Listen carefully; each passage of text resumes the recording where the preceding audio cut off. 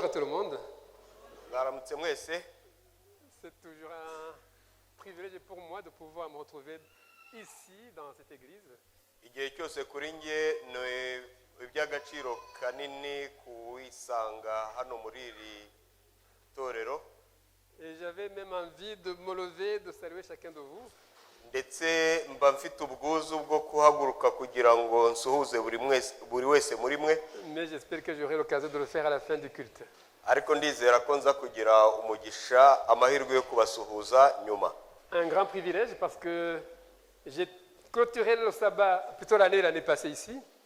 Ni by'agaciro kanini cyane kubera ko umwaka ushize nabwo nashojeje umwaka ndi hano mu isabato. Et merci pour la confiance que vous m'accordez, afin que je puisse encore une fois partager la parole de Dieu en clôturant cette année 2023. Ndabashimira icyizere mwangiriye nanone cyo kumpa amahirwe yo kongera gusangira namwe ijambo ry'Imana nanone mu mpera z'uyu mwaka. Je bénis Dieu puisque je ne suis pas venu seul.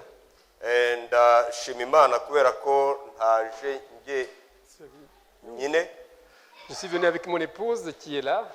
Nazanye n'umufasha wanjye ari hariya. Je suis béni de l'avoir avec moi. Mfite umugisha wo kuba ari kumwe nanjye. Et je suis encore une fois, 2 fois ou plusieurs fois béni par notre fille Yvette. Kandi mfite nanone umugisha ndetse umugisha wikubye inshuro nyinshi kuba ndi kumwe n'umukobwa wanjye Yvette. Ah, Stéphane est là aussi. Gloire à Dieu, merci, je savais que tu étais là. Ndetse nkaba ndi kumwe n'umuhungu wanjye Stéphane. Merci d'exister, merci d'être là aussi. Warakoze cyane kuba uhari. Yvette, doublement parce que c'est elle qui prépare les dias. Yvette we navuze inshuro nyinshi kubera ko niwe untegurira izi dia. Et c'est une servante parce qu'elle va introduire la méditation par un chant qu'elle va vous présenter. C'est une servante. Akunda gukora. Une servante du Seigneur. Gukorera Imana. Parce qu'elle va introduire le message par le chant qu'elle va chanter. Kubera ko agiye gutangiza uyu mwanya wacu aririmbira Imana n'indirimbo. Les paroles sont projetées, merci de les suivre puisque c'est profond.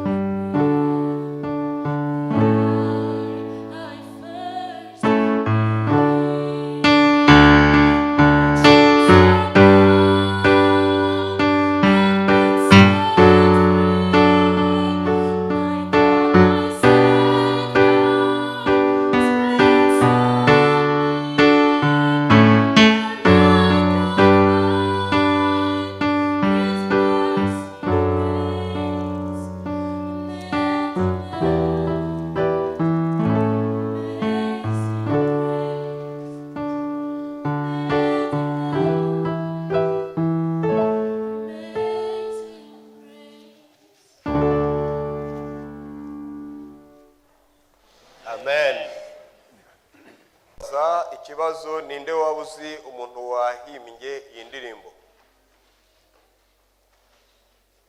Ce chant, je crois qu'il est le plus répandu au monde, il a été le plus interprété au monde.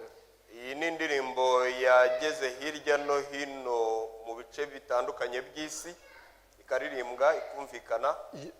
Personne ne connaît le compositeur? Ntabwo muzi uwayihimbye. On le découvre par la dia suivante.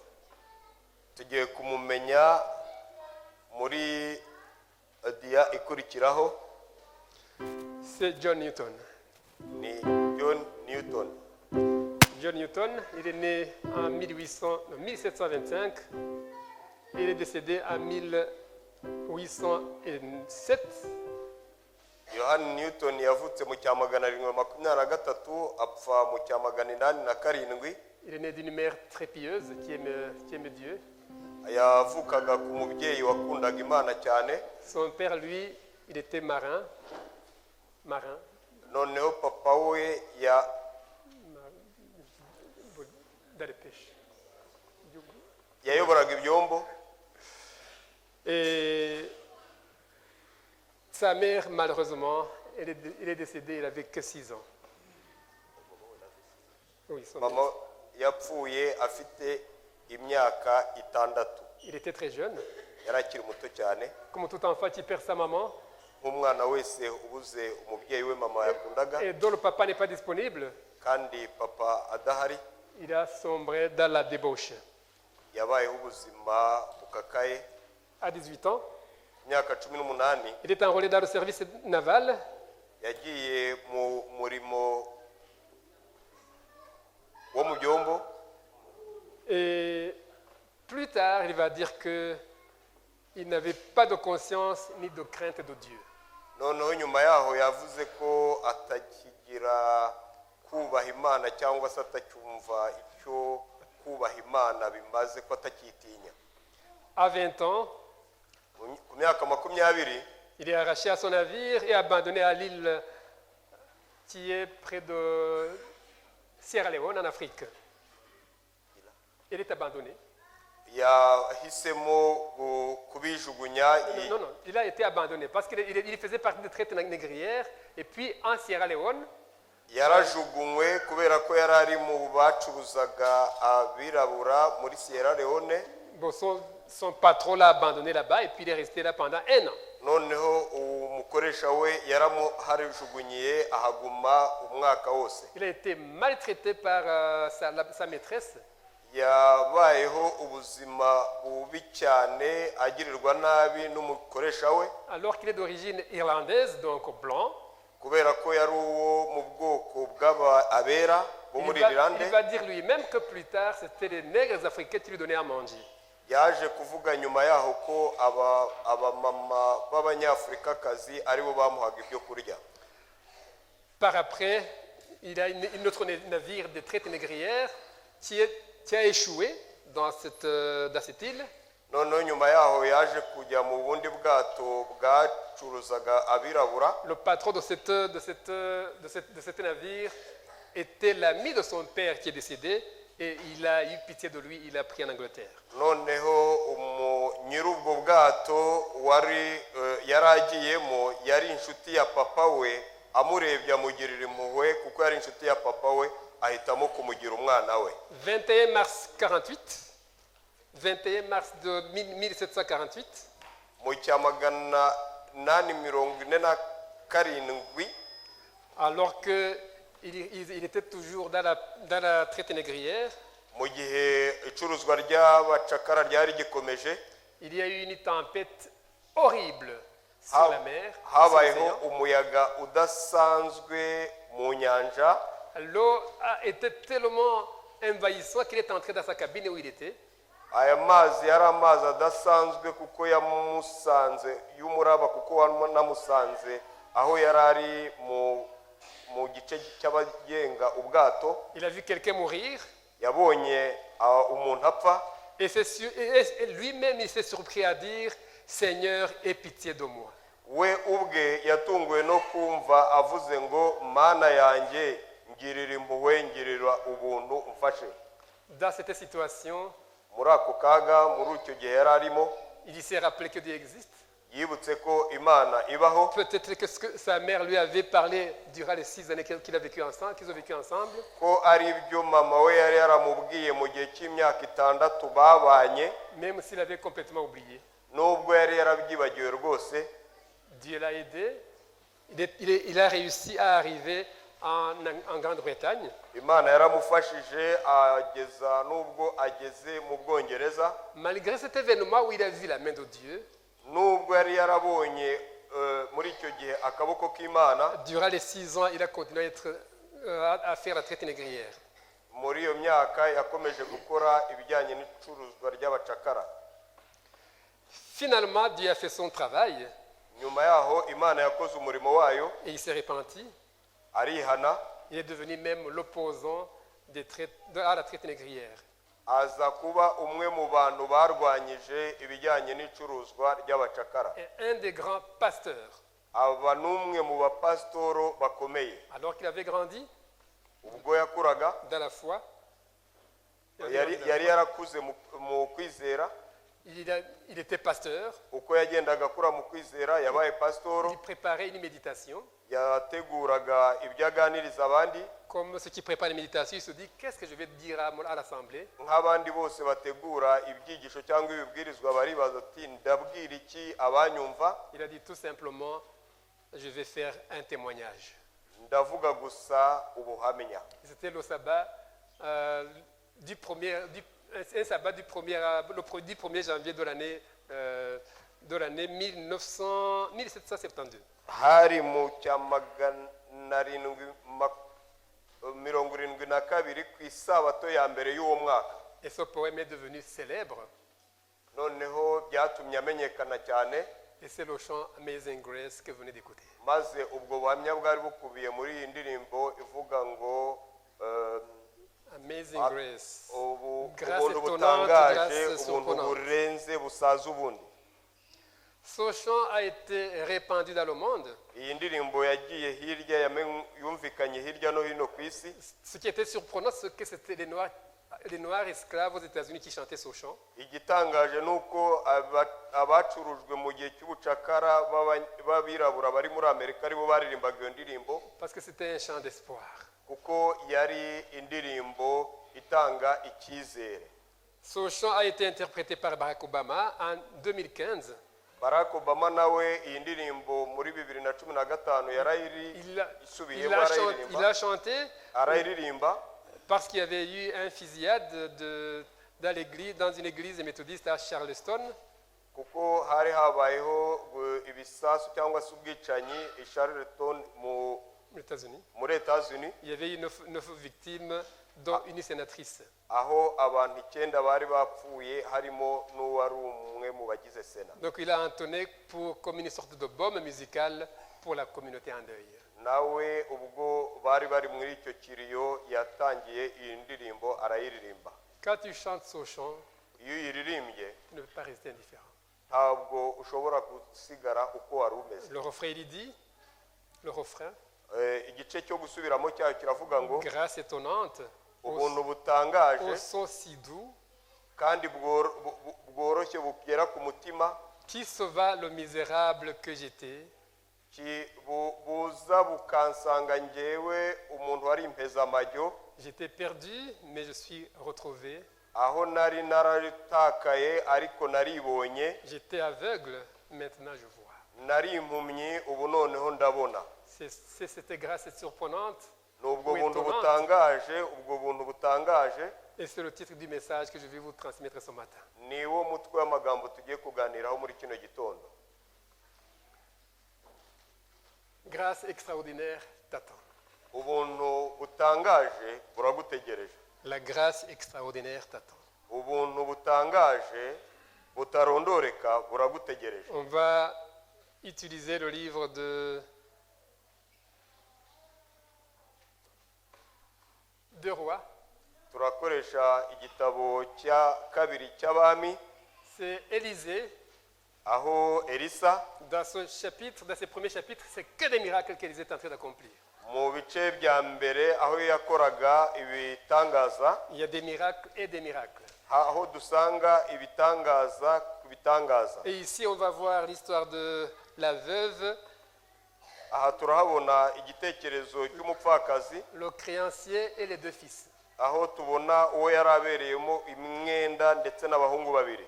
Je vais demander à Théophile de le lire. C'est 7 versets du 2 Rois chapitre 4, versets 1 à 7.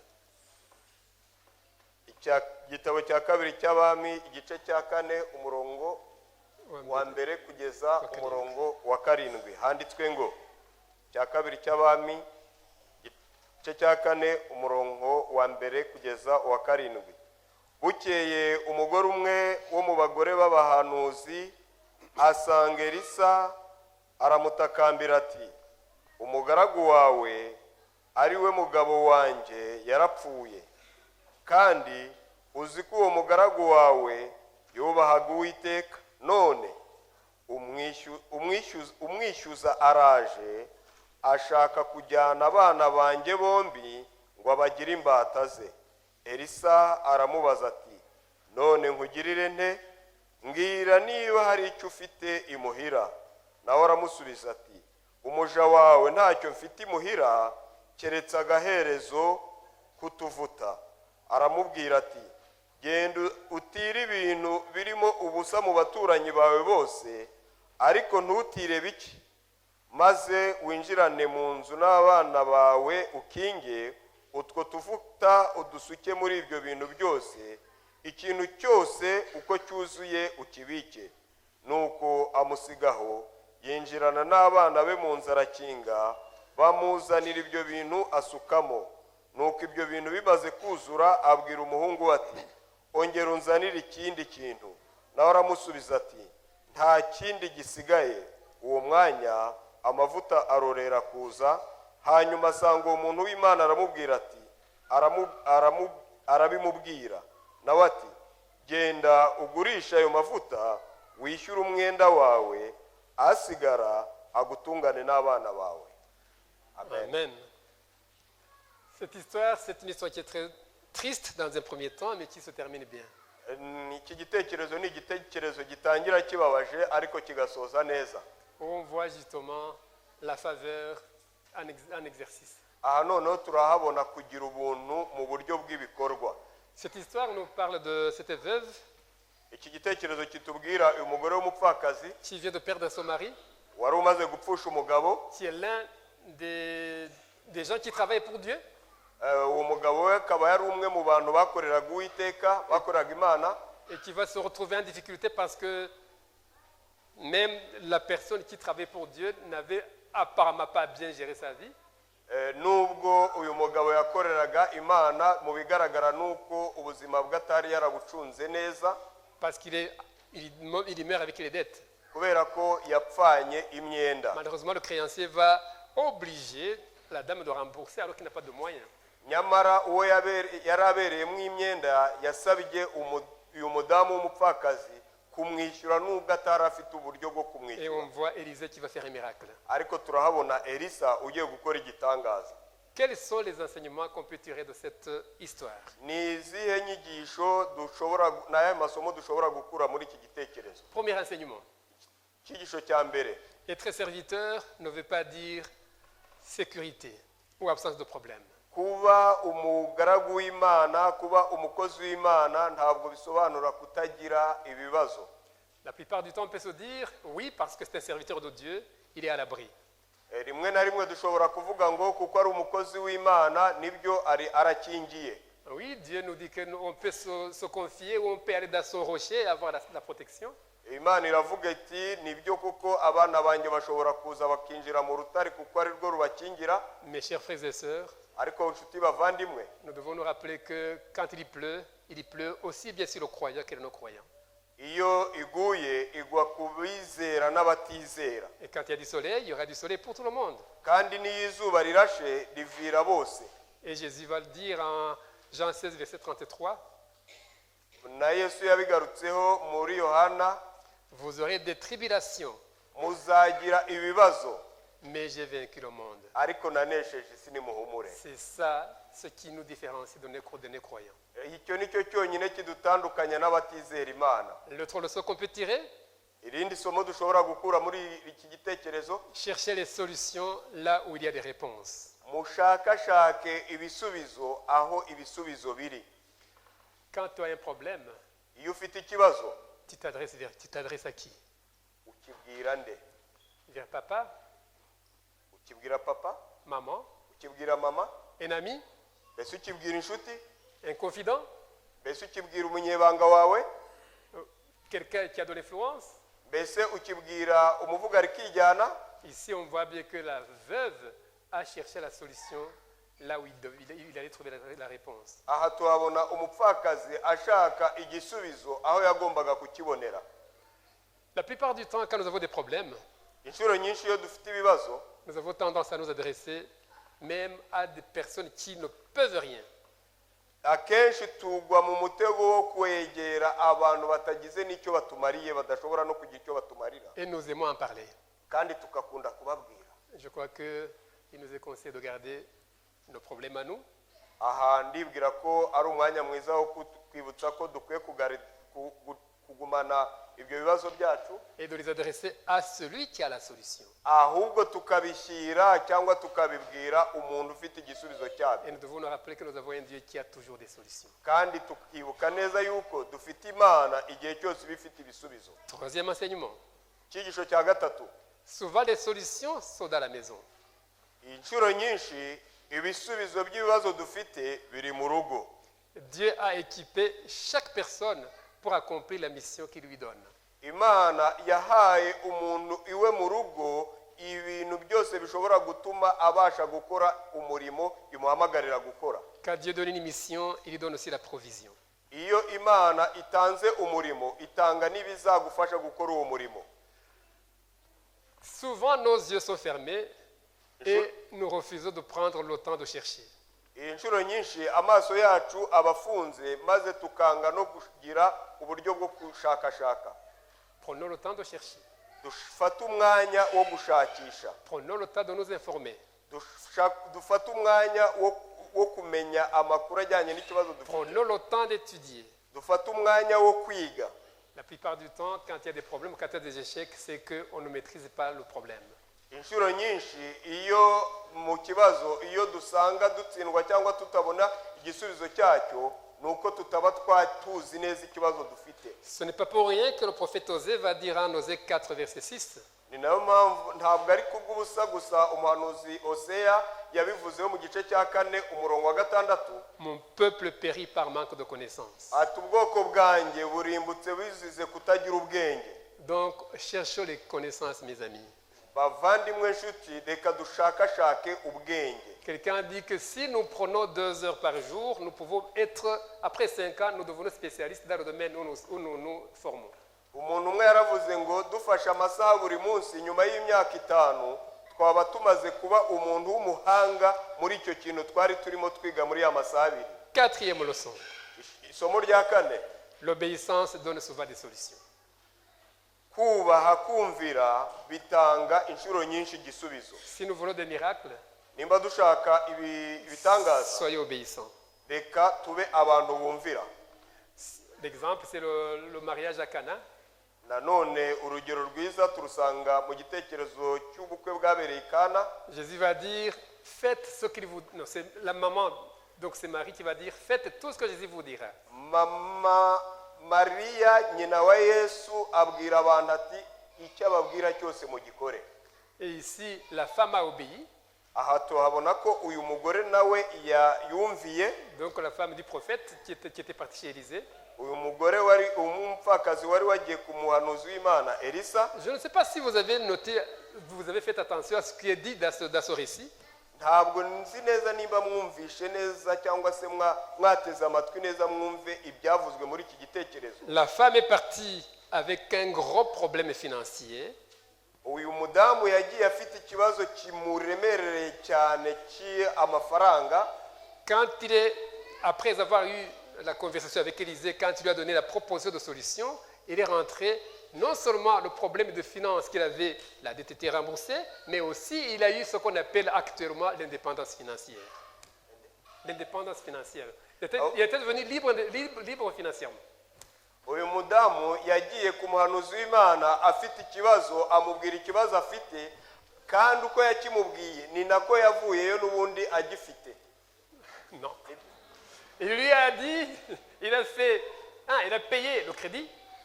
Et après avoir payé le crédit, il lui a dit, tu vas vivre toute ta vie avec le reste de ce que tu as gagné. Amaze kuva ku muhanuzi w'Imana yabashije kwishyura amadeni yari afite, kandi byasigaye ku madeni amaze kwishyura byabashaga kumutunga ubuzima bwe bwose. Je vous invite à être obéissants. Ndabararikira kuba abantu bumvira. Non seulement pour les enfants vers les parents, uretse gusa ko bireba abana bubaha ababyeyi babo, mais nous aussi, entre nous, à la maison, ariko natwe ubwacu abakuze mu rugo, à l'église mu rusengero et au travail. ndetse no ku murimo. Je vous assure que vous serez récompensés. ndababwira ndashidikanya ko ibyo muzabona ingororano zabyo. Cinquième leçon, icyigisho cya gatanu, quand Dieu donne, il n'est pas limité par le contenant. iyo Imana itanze ntabwo igarukira ku Il byo, n'est pas limité par le contenant. ntabwo igarukira ku byo dufite cyangwa se ibyakira imigisha dushobora kubona. Amen. Donc le Dieu que nous servons, Imana dukorera c'est un Dieu qui donne sans limite. ni Imana itanga mu buryo butagira umupaka. Éphésiens 3, verset 20. Aho dusanga mu Befeso igice cya gatatu, Il donne au-delà de ce qu'on peut s'imaginer et même penser, les amis. itanga ibirenze ibyo dushobora gutekereza abavandimwe. C'est formidable. Ni biratangaje cyane. Quelle chance de servir un Dieu comme celui-là. Quelle chance de servir un Dieu comme celui-là. Mbega amahirwe atangaje yo gukorera Imana nziza nk'iyi. Si vous êtes ici, croyez que ce Dieu-là est capable, les amis. Niba muri hano bavandimwe inshuti zanjye, mumenye kandi muzirikane yuko Imana yacu ishoboye. Vous avez sûrement des problèmes comme moi. Ndizera ndashidikanya ko mufite ibibazo nk'uko nkanje.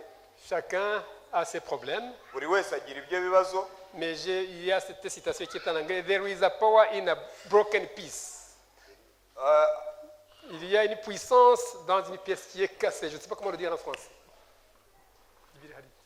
Hari imbaraga mu mahoro yabuze. Pièce, qui est une pièce cassée. Mu gice cyacitsemo. Tout ce qui est brisé, Ikintu cyose cyacitsemo la kabiri. grâce extraordinaire de Dieu peut le restaurer de façon incroyable. Imbaraga n'ubuntu butangaje bwa Yesu Kristo bushobora kongera bukacyunga kikaba kizima. Quelques exemples bibliques. Ingero zimwe na zimwe zo mu byanditswe byera. Rappelez-vous de Moïse. Twibuke Mose. À 40 ans, Ku myaka 40, sa vie est brisée quand il quitte le pharaon. ubuzima bwe bwahereye ko buhinduka busa nk'aho bwangiritse mu bigaragara. Il va pratiquement recommencer à zéro. Mu bigaragara yatangiye bushyashya, Il va être dans la brousse, yisanga mu rwuri, garder les moutons pendant 40 ans. aragiye intama mu gihe cy'imyaka 40, Et après, il a été le prophète le plus grand que le monde puisse imaginer. ariko nyuma yaho yahindutse umuhanuzi ukomeye cyane mu bahanuzi babayeho ku isi. À 40 ans, on aurait pu dire qu'il était brisé. Ku myaka 40 twakavuze ngo ubuzima bwe rwose bushyizweho iherezo, Ou biracitse. même à 80 ans, c'est quelqu'un qui ne sert plus à rien puisqu'il garde les moutons. aho noneho ku myaka 80 noneho hari aracunze araragiye intama. Garde-le devant Pharaon, garde-le quand il va accomplir le traversée du désert pour conduire le peuple de Dieu dans la terre. Ariko nimumurebe ari imbere ya Farawo, nimurebe ayoboye ubwoko bw'Imana mu butayu. Jésus, plutôt Joseph, Turebe ku rugero rwa Yosefu. on pouvait aussi le croire brisé quand il était jeté dans le trou. Dushobora gutekereza ko ubuzima bwe bwari burangiye ubwo yari yisanze mu mwobo aho yajugunywe. Mais Dieu a été capable de le façonner pour l'élever, devenir le premier ministre d'Égypte. Ariko Imana yabashije kumukora nk'undi muntu wabashije kuba umutegeka wa Egiputa. Le sang de Jésus qui a été versé, Amaraso ya Yesu Kristo yavuye, grâce à ce sang, binyuze muri ayo maraso nous avons tous la vie éternelle. twese dufite ubugingo buhoraho. Amen. Tout ce qui est brisé, Ikintu cyose la cyacitse, grâce extraordinaire de Dieu peut le restaurer de façon incroyable. ubuntu bwa Yesu budasanzwe bushobora gutuma cyongera kikabaho mu buryo budasanzwe. Cette faveur est disponible dans son royaume. Ubwo buntu ni ubuntu buhari mu bwami bw'Imana.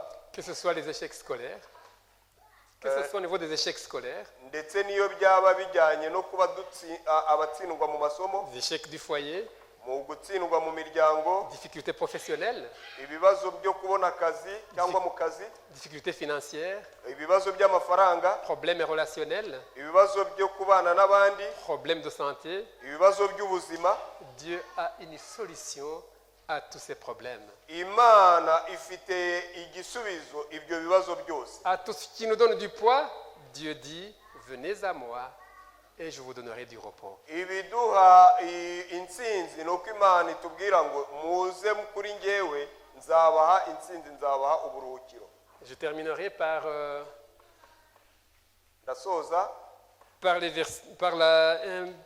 une histoire qui est connue, ndasoresha igitekerezo nanone kizwi, de Samuel chapitre 9. aho tugisanga mu gitabo cya kabiri On ne cya va pas le Samweli, lire, permettez de ne pas le lire puisque le temps passe. igitabo cya kabiri cya Samweli igice cya umurongo wa 9, ntabwo turi busome kuko igihe cyagiye. Igice cya 9. Permettez-moi encore une fois de vous poser une question. Ni mu myemerere mbabaze nanone ikibazo. Selon vous, pourquoi on dit que David est l'homme selon le cœur de Dieu?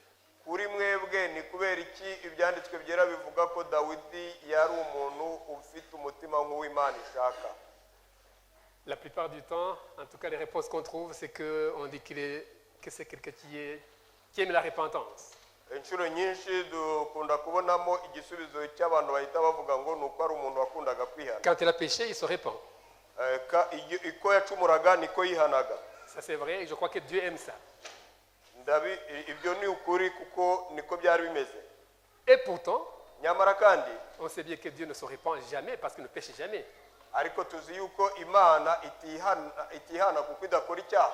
Donc ce n'est pas parce que David se repentait qu'il est un homme selon le cœur de Dieu. Ntabwo ari kuko Dawidi yihanaga byasobanuraga ko afite umutima w'Imana ishaka nk'uw'Imana. D'autres disent que c'est quelqu'un qui aimait l'adoration et le louange. Dawidi ni umuntu wakundaga guhimbaza.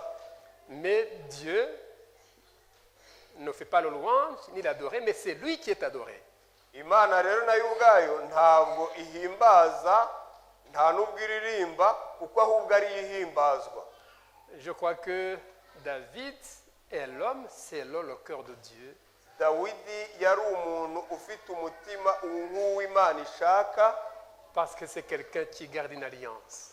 kubera ko ari umuntu warindaga isezerano ry'Imana. Peu importe que l'autre rompt l'alliance, Uko n'ubwo undi wari we wese ashobora kuva mu masezerano, David lui gardait son alliance. ariko Dawidi we yagombaga kuguma mu masezerano. Rappelez-vous de Saul, Mwibuke Sawuli quand il était chez lui en train de le servir. ubwo yari arimo amukorera, Il a voulu lui faire du mal. yashatse kumugirira nabi, David n'a jamais fait du mal. ariko Dawidi ntabwo yigeze amugirira nabi. Rappelez-vous son fils Absalom.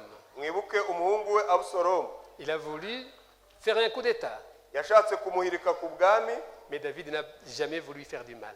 ariko Dawidi nta na rimwe yigeze ashaka kumugirira nabi. Et ici l'histoire, Aha rero iki gitekerezo c'est le verset que Ethan a lu. ni umurongo Etani yadusomeye. Donc David, il est installé. Dawidi Installé. Son royaume est puissant. ubwami bwe bwari butamaje bukomeye, Alors que les précédents rois cherchaient à faire disparaître et à tuer les descendants du roi qui est déchu. kubera ko abandi bashakaga kwica abakomokaga ku mwami wari umaze gukurwa ku ngoma. David va être exceptionnel. Dawidi yabaye umuntu udasanzwe. Il va dire, Aravuga ati, y a-t-il quelqu'un de la famille de Saul pour que je lui fasse du bien? mbese haba hari umuntu wo mu rukiryi rwa Sawuli kugira ngo murebe mubone mugirire neza? L'histoire nous dit qu'il y a Mephibosheth. Igitekerezo kitubwira ko hari Mefibosheti. Mephibosheth qui se trouve à Lodebar. Mefibosheti wari uri i Lodeba. Et là, c'était un lieu désert. Aho ni Un lieu dans le désert, c'était désert. hari mu butayu. Et la personne qui a répondu à David, quand il a dit, il y a Mephibosheth, c'est quelqu'un qui est boiteux, qui loge chez quelqu'un, et en plus qui est dans un désert. umuntu washubije dawidi yaramubwiye ati yego hari umwana wita mefibosheti ni umuntu ugendera ku mbago kandi ntabwo yishoboye ari mu butayu. Le CV qu'il a donné n'était pas un CV favorable. Le CV. Quelqu'un m'invite. ntabwo yari afite umwirondoro mwiza Le CV wo kwereka abantu. que la personne a présenté à David, ce n'était pas un CV qui est favorable pour David. uyu muntu wabwiraga dawidi iby'umuntu wo mu rukiryi rwa sawuli wasigaye ntabwo wari umwirondoro mwiza wo kwegerezwa wo gushyirwa imbere y'umwami. On dirait même qu'il disait tout compte fait, la personne là n'a pas de valeur, cherchez quelqu'un d'autre. bo yashoboraga kuvuga ati uwo muntu mbwiye rwose nta gaciro afite nimushaka undi. Mais David, lui, il avait fait l'alliance avec Jonathan. Il voulait faire quelque chose de bien à son fils. ariko dawidi kuko yari yaragiranye isezerano na yonatani yashakaga kugira ikintu cyiza amukorera. Et bon, on est allé chercher Mephibosheth. bagiye gushaka mefibosheti. Mephibosheth est venu chez le roi. araza ajya ibwami. Et quand il est arrivé, il avait vraiment peur. ubwo yageraga ibwami ikintu cyari kimwuzuye cyo cyari ubwoba. Parce que l'habitude, c'était il devait être tué.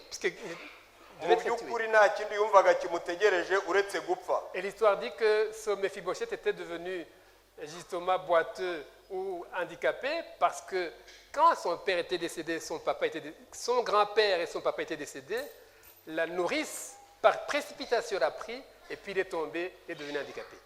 noneho igitekerezo kitubwira neza yuko ubwo papa we na sekuru bapfaga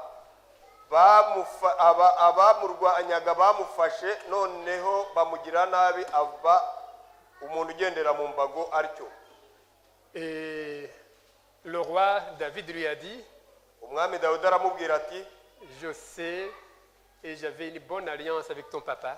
ndabizi ariko nari mfitanye isezerano ryiza n'umubyeyi wawe. À partir de maintenant, kuva uyu munsi non seulement je vais te remettre tous les terres de ton père, uretse kuba kuva uyu munsi ngiye kuguha ubutaka bwose bw'umubyeyi wawe, mais aussi ariko kandi tu viendras manger constamment à la table du roi. uzajya igihe cyose uza kugira icyo waka umwami, urira ku meza y'umwami. Maintenant, je voudrais vous demander de vous imaginer. ndagira ngo mbasabe mutekereze. Il est midi. habaye saa sita. Le temps de la pause du repas arrive. igihe cyo kujya ku meza kirageze. David prend la place dawidi aricaye ku meza, sur une très grande table. ku meza magari cyane. Et on voit sa femme, Bathsheba, ukabona umugore we betisheba qui est sûrement bien habillée, byumvikane ko yabaga yambaye neza, qui va s'asseoir à côté de David. wabaga wicaye iruhande rwa dawidi. On voit Tamar, la princesse. Tamar, la princesse. tukabona tamari igikomangoma, Qui arrive aussi et qui prend la place à côté de ses parents. akaza nawe akicara hafi y'ababyeyi be. Joab, le général, tukabona jowabu umugabo w'ingabo, dans sa costume d'occasion, tukamubona mu mwambaro w'umugabo w'ingabo, qui va s'asseoir aussi sur la table pour manger. akicara ku meza yo gufatiraho amafunguro. Et puis par après, noneho nyuma yaho on attend une béquille qui arrive. ukabona umuntu ugendera mu mbago, On attend le son qui sonne. ukajya wumva uko imbago ikubita hasi. Et puis, noneho c'est Mephibosheth uwo muntu ni mefibosheti qui arrive wabaga ahageze, et qui va s'asseoir maze nawe agafata icyicaro akicara, sur une grande table akicara ku meza manini où il y a un repas formidable. aho habaga hari amafunguro adasanzwe. Une fois assis, bamaze kwicara, la nappe de la table va couvrir son infirmité. maze La nappe de la table couvre son infirmité. maze ibyabaga biteguwe kuri ayo meza bigatuma ubumuga bwe butagaragara. La nappe d'Itambaro. igitambaro kigatuma ubumuga bwe Va butagaragara. couvrir son infirmité. Il est assis, il est bien comme tout le monde. maze akicara yakicara bikagaragara ko ameze neza nk'abandi bose. C'est ce que le sang de Jésus a fait pour nous tous. Ibyo ngibyo ni iby'amaraso ya Yesu Kristo yadukoreye twese. Ce sang de Jésus couvre les infirmités de nous, de chacun. Ayo maraso ya Yesu abasha gutwikira ubumuga bwacu bwa buri mu wese. Soyons honnêtes. Reka tube abantu b'inyangamugayo. À l'an 2023, bavuga ukuri muri uyu mwaka wa 2023 nous avons fait beaucoup de bêtises.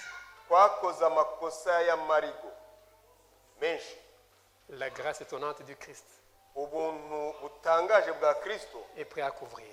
bwiteguye kuyatwikira. J'invite chaque personne Ndararika buri muntu wese qui le veut bien, wifuza qui a besoin de cette grâce, wifuza ubwo buntu de se lever ngo ahaguruke et fermer les yeux. maze afunge amaso.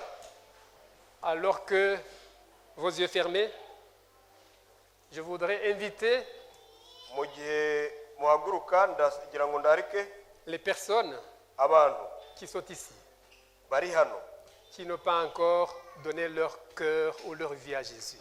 batari babasha kwegurira Imana imitima yabo. Je vous assure, cette grâce est surprenante. Ndababwira mpamanya neza yuko ubwo buntu ari ubuntu butangaje bw'indengakamere. Ce matin, personnellement, Muri kino gitondo ngewe by'umwihariko alors que j'étais en train de préparer cette méditation, ubwo nateguraga aya magambo j'ai été foudroyé. nabaye nk'umuntu ukubiswe n'inkuba. J'ai dû me mettre à genoux Byabaye ngombwa ko mfukama et des larmes ont coulé. ndira Beaucoup de larmes. ndira amarira menshi En voyant tout ce que Jésus a fait dans ma vie. ndeba ibyo Imana yakoze mu mibereho Je yanjye. me voyais depuis ma naissance. Nibonaga ntarakoze byiza Depuis ma naissance, comment il m'a accompagné à kuva l'école mu bwana primaire, bwanjye uburyo yangwagwanya uburyo à yandize l'école secondaire mu mashuri yisumbuye et jusqu'aujourd'hui. kuva icyo gihe kugeza Et je ubu. ne voyais que cette grâce infinie. Kandi ubwo buntu nabonaga ari ubuntu Ce n'est pas parce que je suis meilleur. Ce n'est pas parce que je suis bon. ntabwo ari uko ndi mwiza, C'est tout simplement par cette grâce. ni ukubera gusa ubwo buntu. Les dernières paroles de Paul, de ce monsieur de Newton, quand il a dit à la fin de sa vie, Amagambo ya nyuma ya Newton twatangiriyeho ubwo yari ari ku musozo w'ubuzima bwe, il a dit « Ma mémoire est presque entièrement partie. yaravuze ati Ma mémoire est presque entièrement partie. ukwibuka kwanjye bisa nk'aho byatangiye kugabanuka, bisa nk'aho mfite ntakibuka ibintu byinshi, Mais je me souviens de deux choses. ariko kimwe cyo mu byo Deux choses. nibuka ibintu bibiri byo Je suis un grand pécheur ni uko ndi umunyabyaha cyane et Christ est un grand sauveur. kandi ko Kristo ari umucunguzi ukomeye cyane. J'aimerais bien, alors que vous êtes debout et tête courbée, encore Mu une gihe fois, mukomeje guhagarara mwubitse imitwe, s'il y a quelqu'un qui a besoin de la grâce, niba hari umuntu ukeneye ubuntu qui n'a pas encore donné sa vie complètement à Jésus, utarayegurira ubuzima bwe byuzuye Yesu, qu'il lève sa main. azamure akaboko ke. Ne regarde pas la personne qui est à côté de toi, Nturebe umuntu mugenzi wawe juste ukuri iruhande, une relation avec Dieu, mu mubano wawe n'Imana avec Jésus, hamwe na Yesu, qui a envie de te recevoir kuko Yesu we yiteguye et de kukwakira te donner cette grâce étonnante. no kuguha ubwo buntu butangaje. Il y donne sans limite. Yesu abutanga hatariho umupaka, Il donne sans limite. abutanga hatariho umupaka. Je voudrais prier, Ndifuza gusenga. Père éternel, je reconnais ma faiblesse. Je reconnais que tu es un Dieu qui est grand et qui est miséricordieux et qui est compatissant. Je voudrais, Père éternel, de regarder tous ces mains qui sont levées, afin que ta grâce étonnante puisse les toucher. Amen. Que ce soit au niveau des finances, que ce soit au niveau des foyers, que ce soit au niveau des relations, que ce soit au niveau du travail, que surtout au niveau spirituel. Amen. Père éternel, ta grâce, nous en avons besoin pour clôturer cette année avec toi. Amen. Sois loué, sois glorifié, Seigneur. Amen. Et nous te disons merci pour ce que tu vas accomplir. Dans le nom de Jésus, je t'ai prié. Amen. Amen. Comme message que je voudrais vous donner pour rentrer à la maison, ubutumwa nashakaga kubaha dusubira mu rugo c'est trois choses. ni ibintu bitatu Je vais me rapprocher puisqu'il faut que je le lise correctement. ndashaka kubegera kuko bisaba ko ndi busome. La vie est faite de moments de bonheur et de moments plus compliqués. ubuzima bugizwe n'ibihe by'umunezero n'ibihe bikomeye. Ça c'est vrai, le monde dans lequel nous sommes n'est pas nécessairement bon, il y aura des hauts et des bas. nibyo koko ibi kuko isi turimo igihe cyose habaho ibihe bikomeye n'ibihe byiza. Apprenons à être bien nourris de ces promesses twige kugaburirwa neza n'iri sezerano et bénir Dieu des bons moments qu'il nous donne. no gushimira imana ku byiza iduha. Quand la vie semble compliquée, iyo ubuzima bugaragara ko bukomeye rappelez-nous que la grâce extraordinaire est capable de changer les circonstances. twibuke neza yuko ubuntu budasanzwe bushobora guhindura ibyo bintu byari bidukomereye. Enfin, oui, le bonheur et la grâce m'accompagneront tous les jours de ma vie, peu importe l'acharnement du diable. nsoza nibyo ubuntu umunezero n'ubuntu bizanyomaho iminsi yo kubaho kwanjye kose Peu importe uko l'acharnement du byagenda uko satani byashaka kunyigiraho uko ariko diable. Et kose. que ceux qui croient à ce message disent un grand amen et prenez votre place. abizeye ubu butumwa bavuge amen nini. Amen. Yvette va clôturer ce message par un chant. Je vous invite aussi à écouter ces paroles. Elles sont d'une puissance formidable. Yvette agiye gusoza aya magambo twaganiragaho n'indirimbo harimo ubutumwa bukomeye ndabasaba kumva.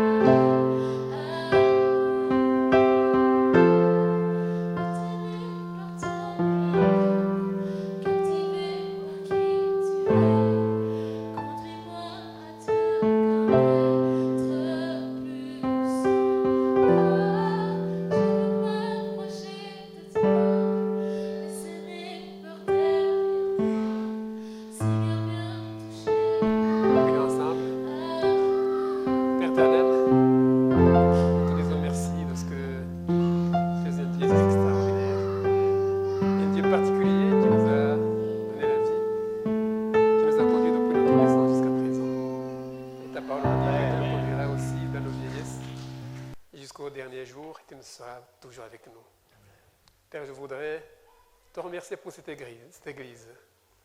Tu l'as vu naître et tu l'accompagnes. Je voudrais prier pour les responsables, Seigneur. Afin que tu leur donnes de la sagesse pour être les bergers de ce brebis.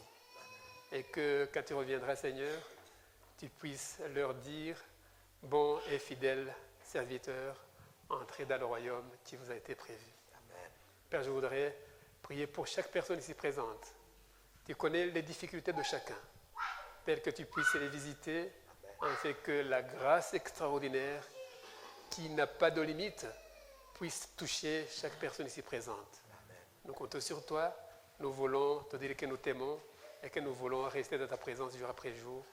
Dans le nom de Jésus, je t'ai prié. Amen. Amen. Oh, c'est